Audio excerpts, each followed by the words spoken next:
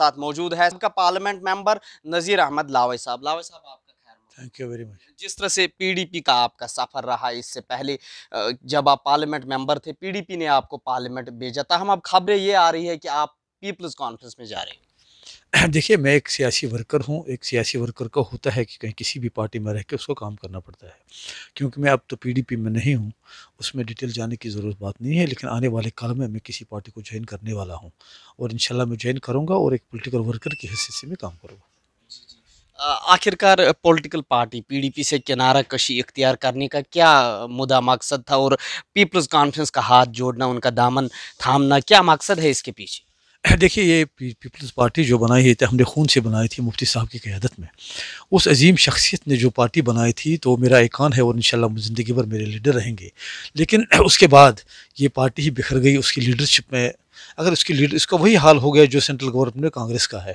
क्योंकि जिस तरह कांग्रेस एक बड़ी तंजीम थी नेशनल लेवल पर, उसकी लीडरशिप अभी नहीं है। इसी तरह हमारे जम्मू कश्मीर में जो पीडीपी पार्टी थी, उसकी लीडरशिप ही नहीं है। मुफ्ती साहब के बाद मुझे नहीं लगता है कि कोई लीडरशिप जो है वो काम करती है। अगर लीडरशिप का चेंज हो सकता है तो शायद मुझे लगता था कि मुफ्ती साहब का भी नाम रहता और इस पार्टी का भी नाम रखता है। लेकिन ऐसा दिखाई देता है कि शायद आने वाले काल में पीडी का नाम निशान ही नहीं रहेगा। जी, लावई साहब, क्या आपको लग रहा है कि आपके जो मसाइल है आपके अवाम के, वहाँ इलाके के, कुलगाम के या जम्मू कश्मीर के मसाइल, अब पीपल्स कॉन्फ्रेंस वो मसाइल हल करने में कामयाब होगी जो मसाइल आपने पीडीपी में भी हल नहीं? देखिए, मैं एक पॉलिटिकल वर्कर हूँ। मुझे किसी पार्टी में मैंने अभी पूरा फैसला नहीं किया है कि क्योंकि मेरे वर्कर्स हैं, उनके साथ बात करूँगा मैं। जब वो सजेशन देंगे कि हम किस पार्टी में जाएंगे। क्योंकि मैं एक मीम स्ट्रीम लीडर हूँ। मैं इस मुल्क का एक नागरिक हूँ और उस नागरिक की हैसियत से मैं पॉलिटिक्स में काम करता हूँ और एक बड़े हाउस में रहा हूँ, अपर हाउस में मैं रहा हूँ। और लोगों को एक्सपेक्टेशन है, जो हमारे इलाके के लोग हैं, जो हमारे स्टेट के लोग हैं, उनको ये लगता है कि ये भी कुछ काम करने वाला आदमी है। लिहाजा मैं काम करता रहूँगा ज़िंदगी भर। और मैं आने वाले कल में जब मैं मिल रहा हूँ अपने, कल ही मैं जम्मू आ गया। मैं जम्मू में हूँ। तो मैंने वर्करों से बात की और वर्करों से कंप्लीट बात करके वो जिस पार्टी में जाना मुझे चाहेंगे, जो जो मुनासिब समझेंगे कि जो मेन स्ट्रीम पार्टी होगी, तो उस पार्टी में जाऊँगा। अभी तो मेरा कोई फैसला नहीं है। जी, जी। पीडीपी में सेल्फ रूल का नारा था और आपने सेल्फ रूल का खूब नारा दिया है। तो हम अब जो दूसरी सियासी जमात होगी जहां आप जा रहे हो, क्या वहां पे आपका मंशूर इसी तरह का होगा या किसी और सियासी फैसले को चुन कर आप वहां जा रहे हैं? देखिए, जम्मू कश्मीर में मैं बचपन से देख रहा हूँ नेशनल कॉन्फ्रेंस, कांग्रेस और पीपल्स कॉन्फ्रेंस जो बड़ी बुनियादी तंजीमें हैं वहाँ। वो पीपल्स कॉन्फ्रेंस को मरहूम अब्दुल गनी लोन साहब ने बनाई थी। जैसे कांग्रेस पार्टी है। और ये पार्टियाँ मैंने अपने अपने लाइफ में जम्मू कश्मीर में ऑन ग्राउंड देखी हैं। और ये मेन स्ट्रीम पार्टीज़ हैं। जैसे उसके बगैर जो हुर्रियत कॉन्फ्रेंस के कुछ पार्टीज़ हैं, उनको भी मैंने देखा है। जैसे 87 में मुफ्ती महस बनाया गया था। उसके बाद जो नई मुफ्ती साहब ने अपनी पार्टी बनाई थी पीपल्स डेमोक्रेटिक पार्टी में, उसका मेन हिस्सा था। और मैंने बचपन से मुफ्ती साहब के साथ काम कर दिया। लेकिन मुफ्ती साहब के चले जाने के बाद जो वैक्यूम बढ़ गया सियासी तौर पर कश्मीर वादी में, उसके हिसाब से हमें कोई पार्टी दूसरी ज्वाइन करनी पड़ेगी, ताकि जो लोगों के मसले हैं, मसाइल हैं, उनको उजागर करने के लिए, उनको आगे ले जाने के लिए मुझे किसी पार्टी में जाना पड़ेगा ज़रूर। क्या वो सियासी जमात का मंशूर रहेगा कि आर्टिकल 370 की बहाली हो या दीगर मसाइल 35A हो, या जो डिटेन हुए भी कुछ पॉलिटिकल लीडर्स उनकी रिहाई, या जिन सियासी जमातों के लीडरों पे अभी भी मुकदमा दर्ज है? देखिए, वहाँ जो मैंने पार्टी का जिक्र किया, उसमें एक पार्टी थी जमात इस्लामी, जिनके जिनके लोग, जो गिलानी साहब जी, जो हमारे सबसे लीडर रहे हैं, अभी भी इंशाल्लाह ज़िंदा हैं वो। तो वो भी एक पार्टी में रहे, एक एज MLA। मैं उनकी भी वकालत करता हूँ कि ताकि उस पार्टी को भी ऑन ग्राउंड आने चाहिए, क्योंकि वो इलेक्शन लड़ने वाले लोग हैं और वो वोटिंग में हिस्सा ले रहे हैं।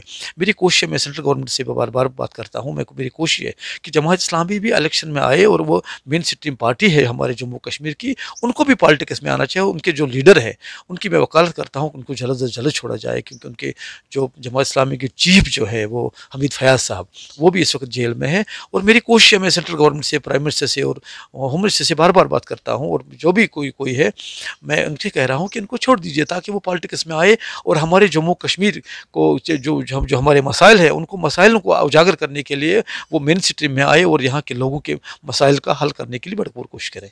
पीडीपी के साथ आप रहे, मैं आपसे जानना चाहूँगा कि क्या हो सकता है, क्योंकि आपका तजुर्बा वहाँ है सियासी जमात का पीडीपी में रहने का, क्या वजूहात हो सकती है कि आए रोज़ पीडीपी में जो लीडरान है वो रिज़ाइन करते हैं और दूसरी पार्टियों में वो शमूलियत इख्तियार। मैंने बोला ना, मुझे लगता है कि जैसे नेशनल लेवल पर आज हमारी लीडरशिप कांग्रेस में नहीं है, वो ये बड़ी तंजीम कांग्रेस थी जिन्होंने देश को आज़ाद करने के लिए सर फुकदान लिया, लेकिन लीडरशिप की फुकदान की वजह से वो पार्टी अब सिमट रही है। वही हाल हुआ मुफ्ती साहब के बाद। मुफ्ती साहब के चले जाने के बाद तो पीडीपी तो आने वाले काल में कहीं नहीं रहेगी, मुझे ऐसा लगता है, क्योंकि दिखाई नहीं देता है कि वहाँ कुछ लोग जो फैसले करते हैं अंदर से फैसला करते हैं तो वो लोगों को एक्सेप्ट नहीं है।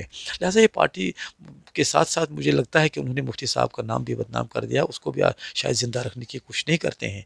तो लेकिन हम कोशिश करेंगे मुफ्ती साहब के जो मिशन थे तो उसको आगे ले जाने में मैं कोशिश करूँगा ज़िंदगी भर। आखिरी सवाल लावे साहब, क्या उम्मीदें हैं आपको उन राय दहंदगान के जो आपके वोटर कुलगाम के थे पीडीपी में, जिन्होंने आपको वोट दिया और 20,000 तक आपने वोट लिए थे आखिरी जो असेंबली का इंतखाबात हुआ था, लेकिन अब दूसरी पार्टी में आप जा रहे हो, क्या आपको उम्मीदें हैं कि वो पीडीपी का वोटर आपके साथ है? देखिए, मैंने ईमानदारी से काम किया है कुलगाम के लोगों के लिए, और कुलगाम में एक बड़ा मसला है जो मतलब इस वक्त मैं नहीं कह सकता हूँ। वहाँ के लोग मुझे अच्छी तरह जानते हैं, मेरी फैमिली को जानते हैं, मेरे ख़ानदान को जानते हैं। हमारे ख़ानदान ने हमेशा लोगों की तर्जुमानी की है, और जहाँ जहाँ भी हमारा हमारे हमारे हम कोशिश की जो उनको बचाने के लिए हमने वो कोशिश की। वहाँ एक बड़ी स्ट्रगल है, बड़ी एक लड़ाई है ऑन ग्राउंड कुलगाम में। बेस्ट ऑफ जो जम्मू कश्मीर लद्दाख है, कुलगाम के हालात दूसरे लेवल पर है, और मैं कोशिश करूँगा कि लोगों की खिदमत करने की, और मैं एक पॉलिटिकल वर्कर हूँ, लोगों के बीच में जाऊँगा। मुझे लगता है इंशाअल्लाह वल मस्तान जिस तरह मेरे लोग मोहब्बत करते थे, उन लोगों से मैं पूछूंगा कि किस पार्टी में जाऊँगा। मुझे लगता है कि आने वाले कल में मुझे वो साथ दे देंगे, क्योंकि ये कोशिश है, मेरी कोशिश है। जिस पार्टी को मैंने खून से बनाया था तो वो पार्टी अब नहीं रही, वो अब उसको ख़त्म कर दिया है लोगों ने। तो लिहाजा मैं दूसरी पार्टी में जाना मेरी मजबूरी है। तो वो तो ज़रूरी है कि मैं कैसे ज़िंदा रहूँ, या तो मुझे अपनी पार्टी बनानी है, या तो मतलब किसी पार्टी में जाना है। लिहाजा मैं सोच समझ के उनको साथ वर्करों के साथ बात करके मैं किसी पार्टी में जाऊँगा और अपने इलाके की खिदमत करूँगा इंशाअल्लाह सर। जी, वही कुछ सियासी जमातों का इल्ज़ाम है आप पे, लीडरान का, कि आप पार्लियामेंट में थे, जिस तरह से दिफा आपको करना चाहिए था आर्टिकल 370 का, आप दिफा करने में कामयाब नहीं हुए, आप दिफा नहीं कर पाए। आपने कश्मीर, जम्मू कश्मीर के अवाम के बारे में वहाँ पे पूरे तरीके से अवामी जज्बात को मद्देनज़र रखते हुए आपकी तकरीर नहीं थी, ना ही बाद में आपने दिफा किया जम्मू कश्मीर के अवाम के लिए। देखिए, जो लोग ये कहते हैं उनको शर्म आनी चाहिए। जो सबसे प्रोटेस्ट किया है पार्लियामेंट में इसके विरोध में 370 किया, वो मैं और मेरे साथी फयाज साहब थे।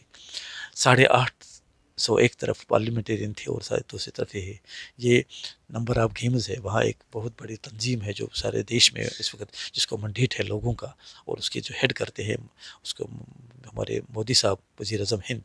तो उनके सामने हम दो आदमी, कि वो तो मेजॉरिटी का फ़ैसला था, और जिस तरह ये हमारा 370 मेजॉरिटी ने अपनी सेंट्रल गवर्नमेंट ने जो लीडरशिप ने दिया है, मैं ज़िंदगी भर कोशिश करूँगा उन लीडरशिप से बात करके, ताकि जो हमें लगता है कि हमसे इज़्ज़त छीना गया जम्मू कश्मीर के लोगों को, हमें वो वापस दिया जाए।